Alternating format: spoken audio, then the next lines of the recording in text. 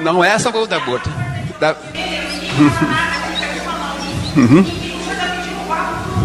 Não estou pedindo luta para o Lula. Eu não estou pedindo luta para luta, tá?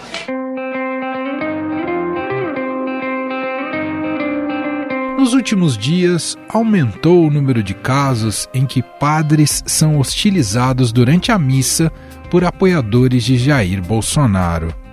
Esse movimento se intensificou após o feriado de Nossa Senhora Aparecida, quando um religioso foi vaiado enquanto falava sobre a fome. Que nenhuma criança passe fome e impedir que sejam impelidas a trabalhar. Precisamos lutar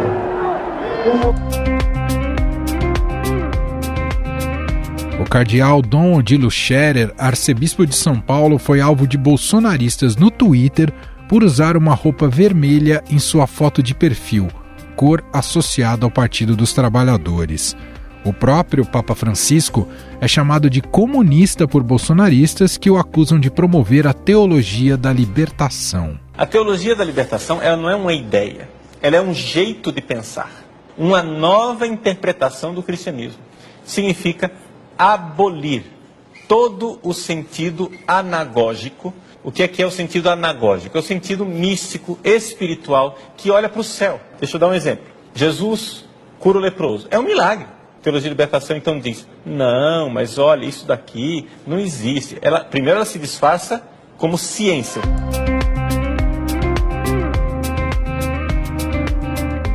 A religião nunca foi tão usada em uma campanha eleitoral como agora.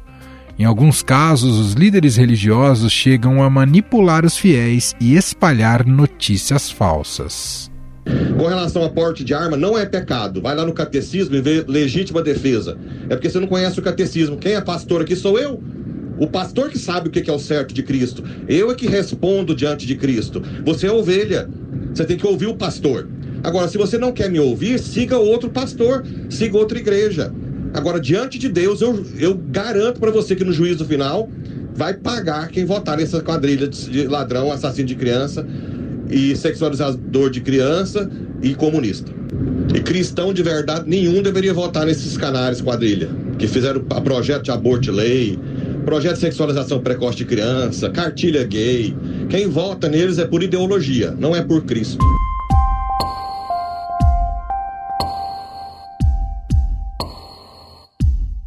O primeiro turno ficou marcado pela busca do voto evangélico, com muitos pastores agindo como cabos eleitorais. Nós temos que reeleger Bolsonaro. Irmãos, não tem outro caminho para o Brasil. Olha a América do Sul inteira.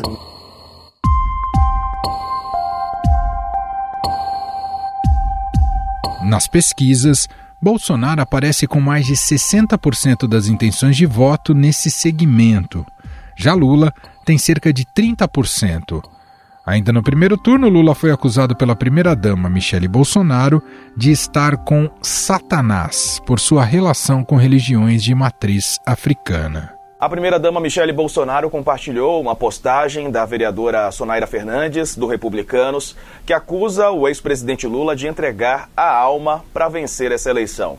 A repostagem de Michele mostra um vídeo de Lula com lideranças de matriz africana.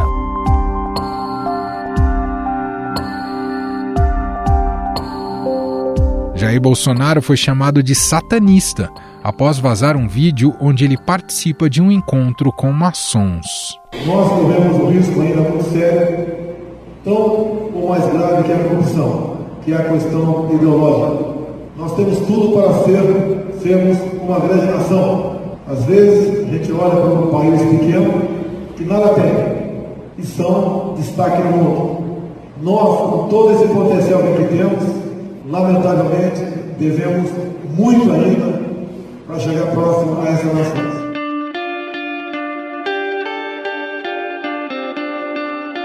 Neste segundo turno, a estratégia das campanhas é tentar conquistar outros grupos religiosos. Na segunda-feira, Lula, Bolsonaro, o candidato a vice de Bolsonaro, general Walter Braga Neto, além da primeira-dama Michele e da senadora eleita Damares Alves, que são evangélicas, marcaram presença em eventos católicos. O petista recebeu o apoio de cerca de 200 religiosos em São Paulo, entre padres, freiras e frades. No encontro com clérigos, Lula reforçou acenos ao eleitorado católico e prometeu manter diálogo aberto com a Igreja. Lula, você sabe o quanto nós temos esperança, o quanto nós precisamos de alguém que olhe para o povo. E uma coisa que eu queria dizer para todos: não entrem em fake news. Lula não fecha igreja, Lula abre o coração.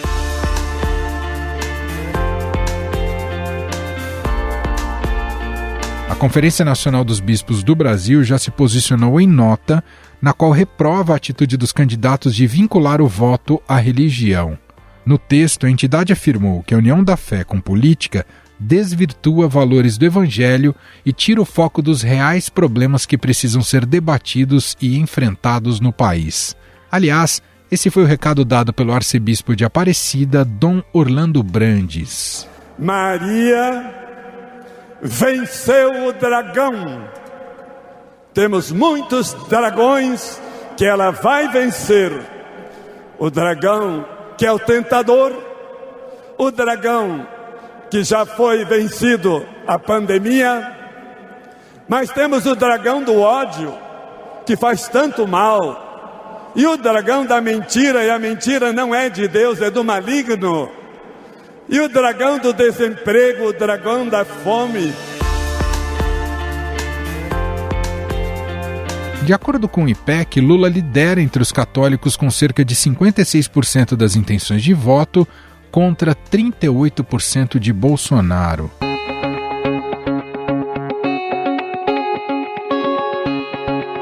Nas redes sociais, neste segundo turno, foram 3 milhões de interações em 13 mil publicações sobre episódios que envolveram a fé católica e a política brasileira no Facebook e Instagram, segundo dados do CrowdTangle. Para quase 60% da população, a religião é importante na hora do voto, de acordo com pesquisa Datafolha divulgada na sexta-feira passada.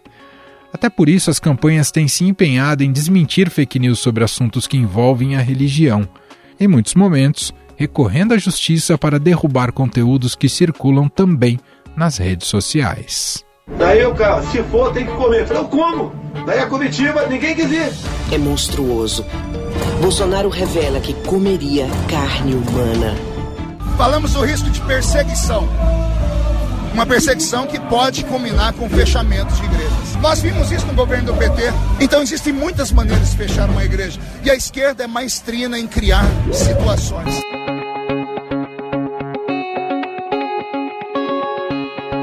Integrantes da campanha de Lula e apoiadores disseram acreditar que precisam levar ao horário eleitoral na TV e no rádio lacunas que ficaram abertas. Já a equipe de Bolsonaro acredita que associar a chegada da esquerda do poder com perseguição religiosa, como acontece na Nicarágua, terá um efeito na rejeição do petista. Quero aqui anunciar que o Brasil abre suas portas para acolher os padres e freiras católicos que têm sofrido perseguição do regime ditatorial.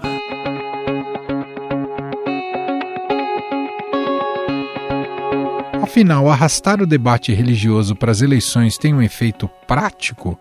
Sobre o assunto, vamos conversar com a repórter de política do Estadão, Beatriz Bula. Está aqui com a gente hoje no estúdio. Oi, Bia, seja muito bem-vinda. Oi, Emanuel, sempre muito bom estar aqui.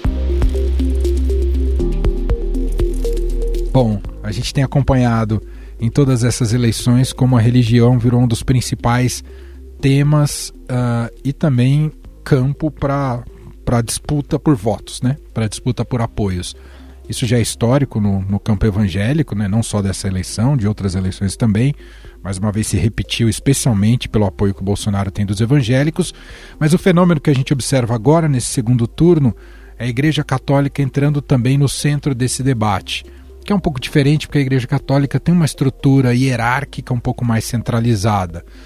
Mas queria te ouvir, porque isso tem afetado tanto estratégias do PT quanto do Bolsonaro, mesmo que no caso do Bolsonaro seja para apagar incêndios depois do que ocorreu lá em Aparecida, né, Bia? Exatamente, Emanuel. Bom, para quase 60% da população, segundo as últimas pesquisas, a religião importa na hora de definir o voto. E se a gente viu, como você mencionou, uma busca maior pelo eleitorado evangélico antes do primeiro turno, nesse segundo a gente está assistindo movimentos para o eleitorado que é da religião católica. E aí, por uma série de motivos, mas eu acho que esse episódio que você mencionou, de Aparecida, no último dia 12 de outubro, ele é um deles. Porque ele colocou a igreja já no centro do debate e de uma maneira que fica mais fácil para a campanha do PT criticar o adversário. Porque quando o Bolsonaro visita a Basílica de Aparecida e gera, no fim, uma confusão por parte dos seus apoiadores, né, que discutiram com os padres, perseguiram pessoas vestidas de vermelho, enfim, beberam ali na porta da Basílica, isso passa a ser usado pela campanha do PT para, enfim, associar, na verdade, o Bolsonaro a uma imagem anti-religião, que é algo que, até agora, a campanha do Bolsonaro vinha explorando muito mais contra o Lula. O Bolsonaro que se declara católico, mas tem uma entrada muito grande entre os evangélicos, a esposa dele, a Michelle, é evangélica, ele tem a maioria do segmento do eleitorado evangélico com ele, 65% dos evangélicos mostram que estão com o Bolsonaro.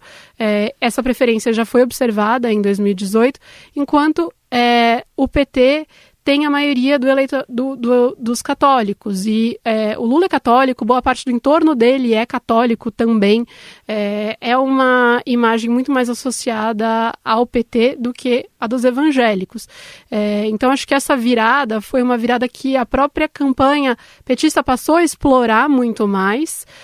Não só porque se viu que não está fazendo efeito, surtindo efeito a tentativa de penetração entre eleitorado evangélico aí por parte do PT, então vamos centrar nossos esforços aqui nesse lado, digamos assim, onde a gente já tem a preferência, mas também para explorar fragilidades do adversário. E no caso não só a situação ali em Aparecida, mas também, enfim, agressões de diversos tipos virtuais e questionamentos em pessoa mesmo, a padres, a religiosos católicos, em razão do que eles estariam ali falando, mesmo durante o ato religioso, né? O Dom Odilo Scherer, o arcebispo de São Paulo, teve que se explicar por usar trajes vermelhos, né? O Scherer que é super discreto, né? E falar que aquilo não tem a ver com preferência política. Falou isso nas redes sociais. Então, foram movimentos aí que colocaram, de fato, a Igreja Católica no centro do debate, nessa busca por religiosos, porque a maioria da população diz que esse tema importa. E aí ele importa não só também na busca óbvia por religiosos, em tentar fazer eventos que mostrem que os candidatos têm apreço, respeitam as religiões, etc., mas também com temas que são mais caros para certos grupos religiosos. Então, quando o tema do aborto, por exemplo, é trazido na campanha, ele também dialoga muito mais com quem tem valores religiosos mais arraigados, né? Uma prática religiosa mais firme. Enfim, então, tudo isso está aparecendo nessas últimas semanas, especialmente nesse segundo turno, porque a campanha também tem trazido muito do que aí os assessores costumam falar nos bastidores, que é do pântano, né, do esgoto, digamos, de ataques de um candidato contra o outro. É um grande vale-tudo, parece, esse segundo turno, em que um tenta associar o outro à relação com crime organizado, o outro tenta associar com canibalismo, com pedofilia, enfim, uma pauta aí de costumes muito forte também. Nesse segundo turno é isso que a gente tem visto, e isso intensifica essa tal dessa guerra santa, digamos assim. Nessa quarta-feira está previsto um evento de campanha aí do PT, justamente para um gesto mais direto, dirigido aos evangélicos, Bia, que é justamente o público que o PT e o Lula têm tido ampla dificuldade, é isso? Ele fará em São Paulo, o Lula, uma agenda no período da manhã com evangélicos, com pastores, para mostrar que ele tem apoio também entre segmentos evangélicos. E aí ele deve divulgar uma carta compromisso, digamos assim, com os evangélicos. É algo que já vinha sendo discutido na campanha, ficou um vai, não vai. A gente está, talvez 2 semanas com notícia dia sim, dia não, com vai sair carta. Vai ter essa carta. Não vai ter carta, enfim.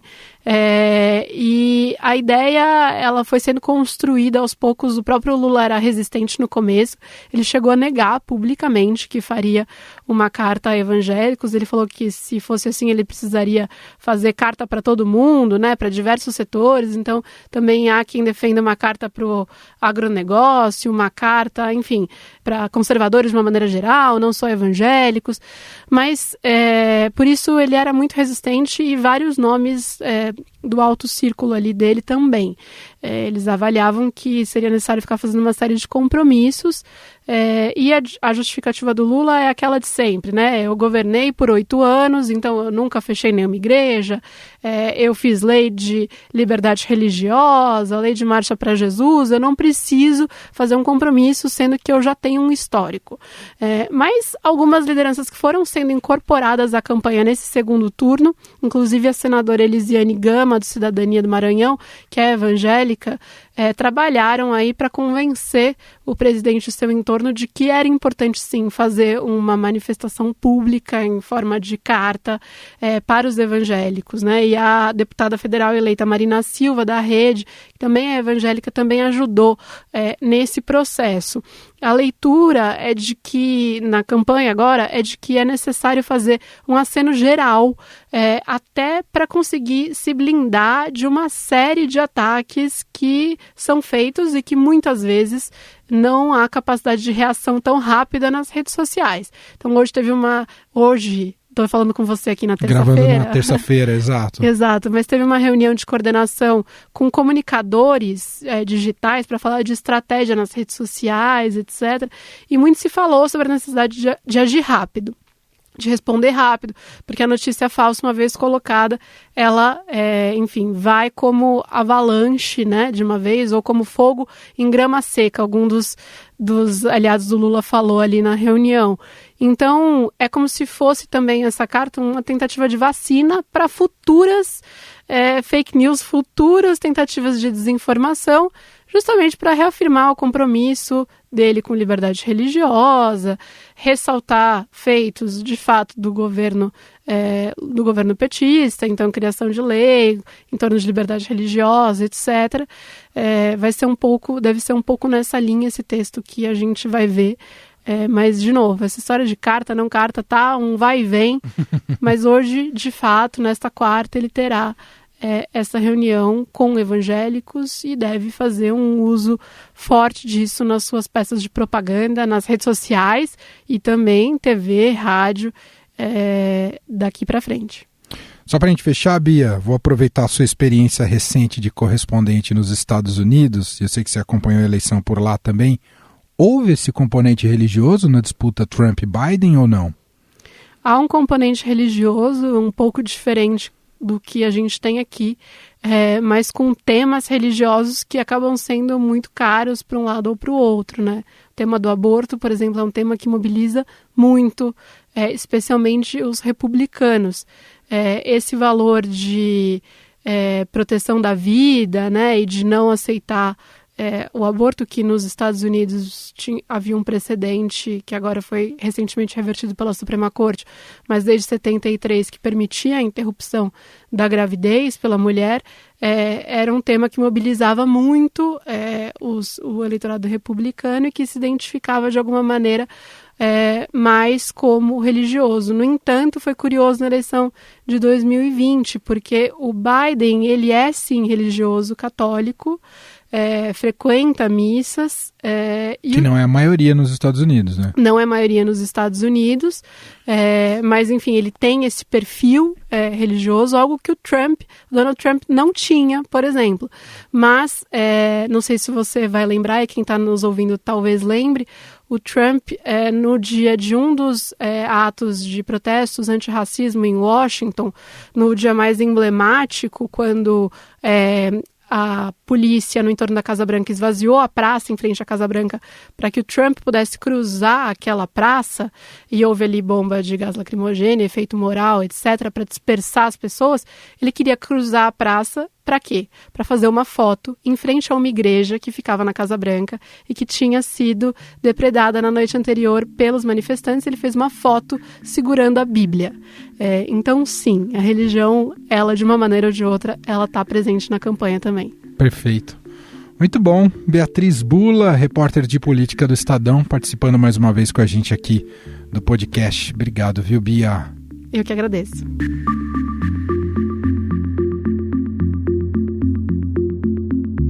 Mas essa relação entre política e religião é histórica no Brasil. Pela atual Constituição, o país é laico, ou seja, não há uma religião oficial. Por isso, a Carta Magna garante a liberdade religiosa em todo o território nacional. E para falar mais sobre essa polêmica ligação, convidamos a historiadora Tainá Luiz de Maria, do Programa de Pós-Graduação em História Comparada da UFRJ.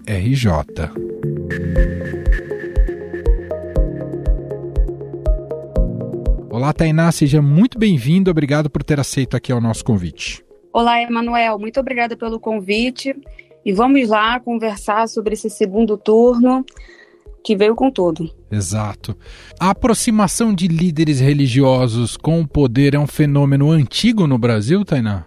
Ah, com certeza. Não vou considerar o período colonial, onde Estado e religião eram juntas, o período imperial também não, que a Igreja Católica e o Estado também eram juntas, né? Era uma instituição parceira. E desde a República, desde que a instituição laica desde que a República, né, foi institucionalizada como laica, todas as religiões tentaram se apropriar da República. Todas as religiões cristãs. Aí eu estou falando dos evangélicos e estou falando do catolicismo. É interessante que na década de 20 do século XX, 1920, eu estudei um deputado federal que representava o movimento católico conservador, deputado federal Plínio Marques, deputado federal pelo Paraná. E ele estava num período de reformas constitucionais aqui no Brasil. Em 1925, ele propôs 2 emendas constitucionais. Ficaram conhecidas como emendas religiosas. A primeira emenda dizia o seguinte: colocava o ensino católico como obrigação nas escolas públicas, todas as escolas públicas do Brasil, e a segunda emenda era de reconhecer a Igreja Católica como a religião do Brasil. Então, a gente está falando de uma república que já era laica e de um movimento católico conservador que estava incomodado ali com essa instituição laica. Então, essa relação sempre de igreja e poder sempre caminharam juntas. Então, isso é bem antigo no Brasil, bem antigo.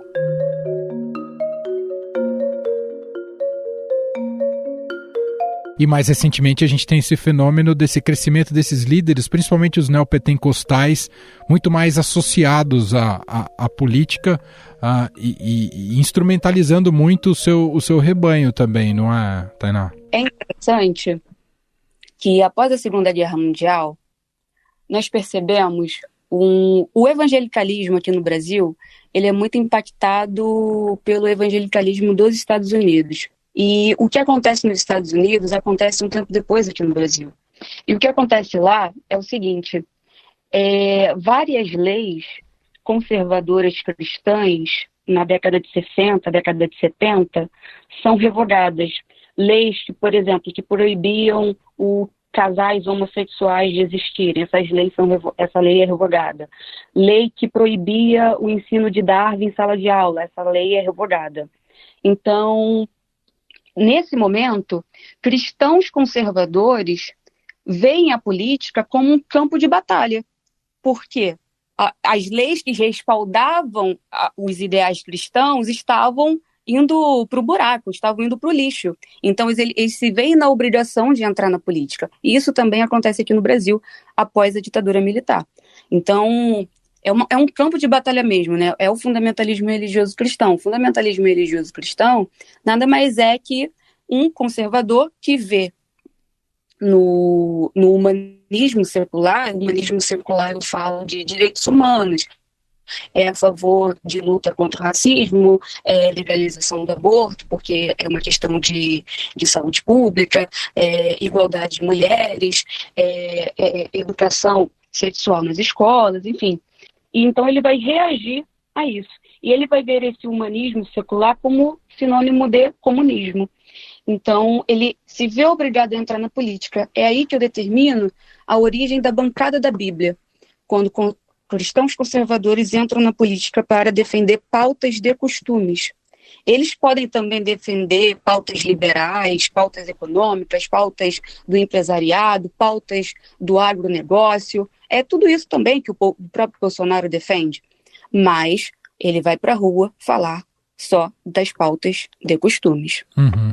Muito bem, nós ouvimos por aqui a análise de Tainá Luiz de Maria, ela é do programa de pós-graduação em História Comparada da UFRJ, gentilmente aqui atendendo a nossa reportagem para a gente analisar um pouco mais dessa relação entre a religião e política, especialmente, né, nesse processo eleitoral no Brasil.